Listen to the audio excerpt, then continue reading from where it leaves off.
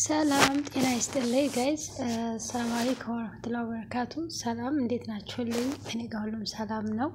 እንግዲህ ያው ጉንፋን ይዞኛል ማለት ነው። ያው ለጉንፋን ተብሎ ከስራ አይቀርም። እንግዲህ የምችለውን ያክል ድምፄን ለማውጣት እሞክራለሁ።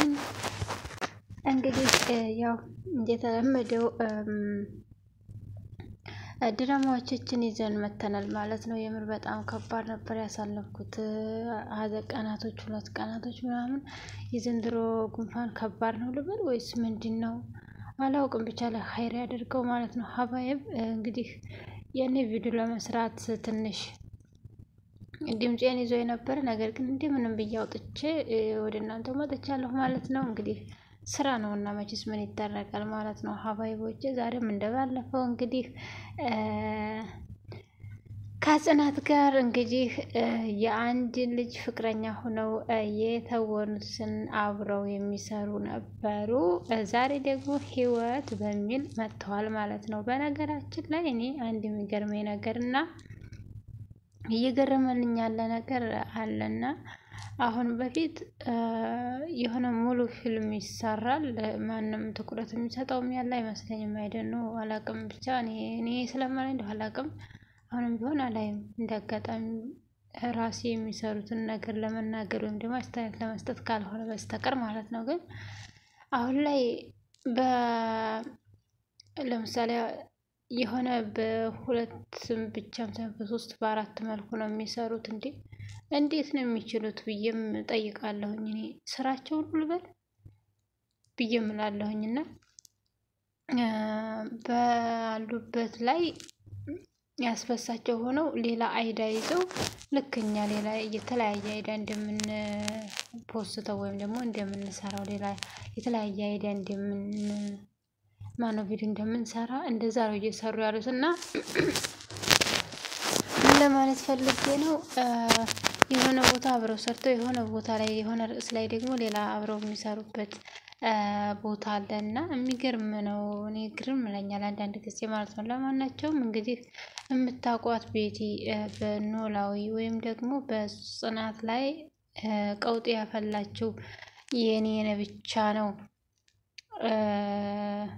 በማለት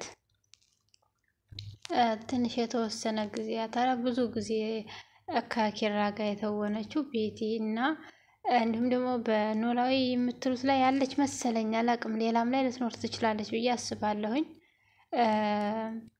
እሷ ደግሞ ሌላ አዲስ ከዚሁ ከጽናት ጓደኛ በነበረችበት ወቅት እሱ ጋር አሁን ደግሞ ህይወት በሚል መጥተዋል ማለት ነው። እነሱ ስራቸውን እየሰሩ ነው። እናንተም አይታችሁ ዝም አትበሏቸው ስሩ ማለት ነው። ለማናቸውም ህይወት በሚል ደግሞ ምን እየሰራኝ ነው? የእሷ ካራክተር የቤት ሰራተኛ ናት። ግን የቤት ሰራተኛ ሆናም ልጁ ይወዳታል። የቤት ሰራተኛ ሰው ነው ይወደዳል። ፍቅረኛ መሆን ይችላል።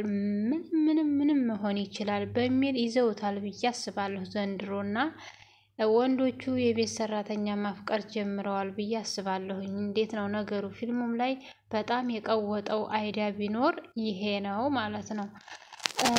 ስለዚህ ይሄ ነገር የቤት ሰራተኛን ከማክበር የተነሳ ነው ብዬ ምን ጠይቄያለሁኝ። ለማናቸውም የቤት ሰራተኛ ሆና ዛሬ ደግሞ መታለች ማለት ነው። እንግዲህ በክፍል 1 2 3 ባየነው ላይ አይታችሁታል። ጠረጠር ያለ ስለሆነ ጠቅላላ አድርገን ይዘነው መተናል ማለት ነው።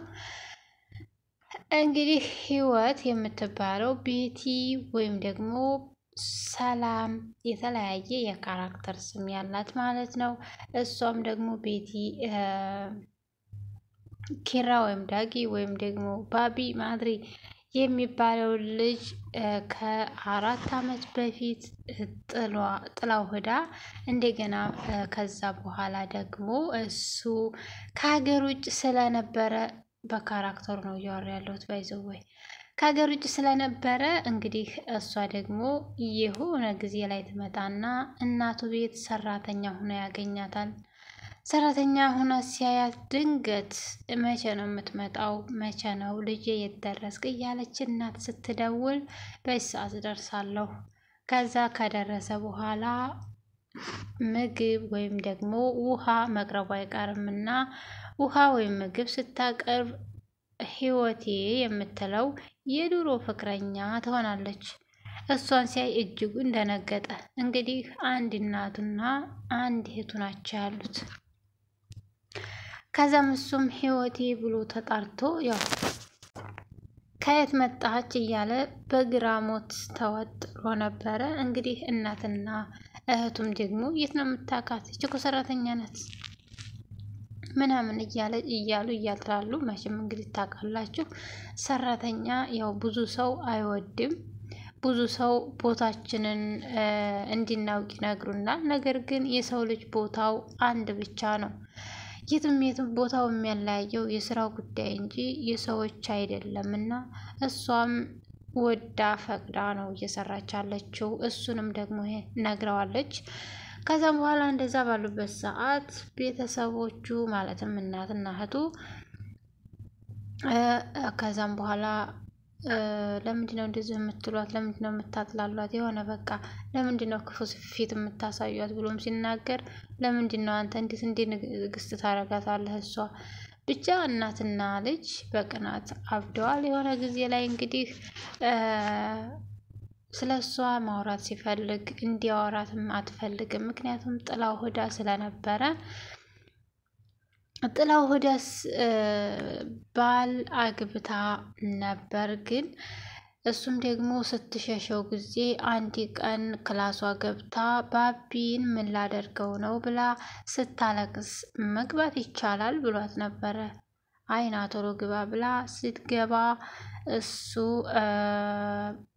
እንድትነግረኝ ይፈልጋለሁ፣ ስለምትሸሺ ጉዳይ ነገራቶችን ሁሉ እንድትነግረኝ ይፈልጋለሁ ብሎ ነበረ። ግን እሷም እኔ ባላለኝ ትለዋለች። የመጨረሻ ጊዜ እንግዲህ ባላለኝ ስትለው እጅግ በጣም ደንግጧል።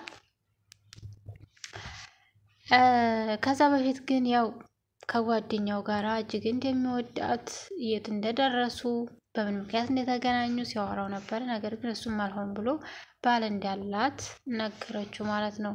ከዛም በኋላ እንግዲህ የትም ቦታም ቢሆን ካራክተሩ መጠጣት ነውና ሄዶ ጠጥቶ ይገመሳል ማለት ነው። ሰዎች መተው ይመቱታል። ከዛም በኋላ አንድ ደግሞ ፍቅረኛ ተብዬው ትመጣና እኔ እኮ ፍቅረኛ ነኝ ለምንድን ነው እንደዚህ እያለች ያው በባለፈው ክፍለ ጊዜ ፍቅረኛው መታ ነበረ።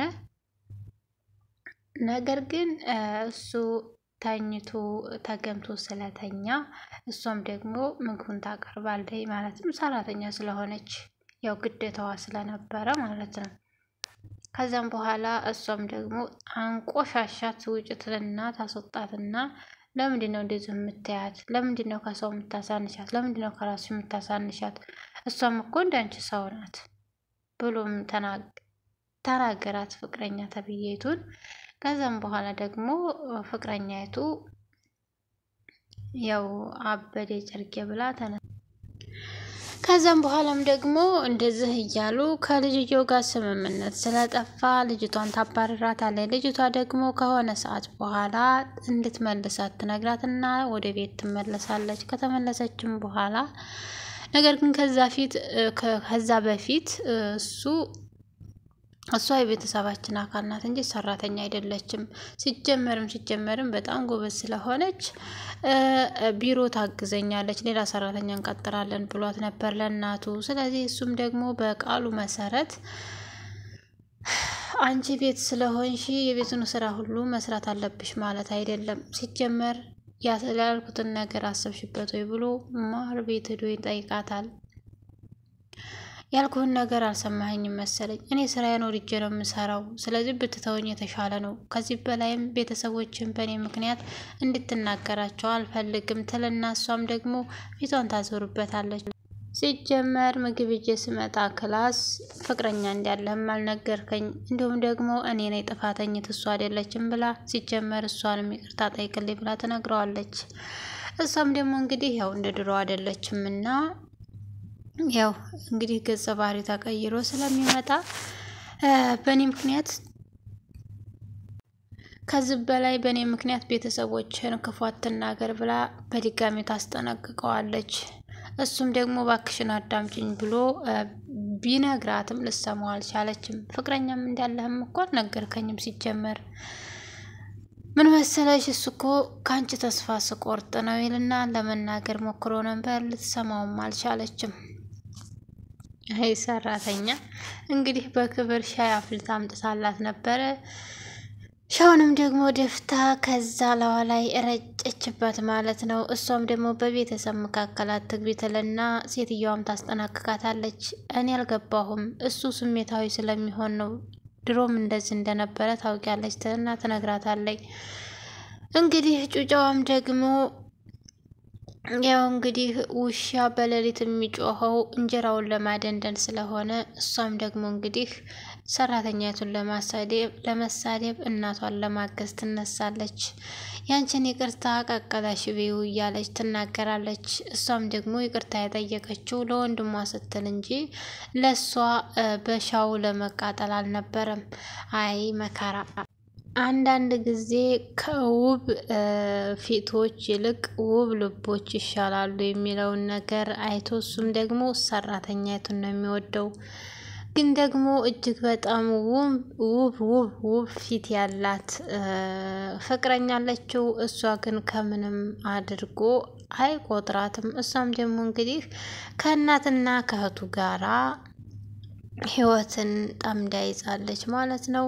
ህይወት የደበቀችው ሚስጥር አለ እያለችም ታወራለች። እሱም ደግሞ ባለበት ያው ህይወትማ ትልቅ ነገር የደበቀችው ነገር አለ ወይም ደግሞ የደበቀችው ነገር አለ እያለ ይጠራጠራል ማለት ነው። አይኖ አላት ግን እሷና እሱን ምን የሚለያይ ነው ባላለይ ከማለት ውጭ ከዚህ ወዳ ምን ሚስጥር አለ? እሷም ባላለይ ብላለች። ፍቅረኛይቱም ተብዬቱ ደግሞ እንግዲህ ህይወትንና የህይወትን ፍቅረኛ የሚያጣላ ወይም ደግሞ የሆነ ኬዝ ይዛ ከእናቷ ጋር ኬዙን እየፈተፈተ ትገኛለች። አይ ውብ ፊቶች እኮ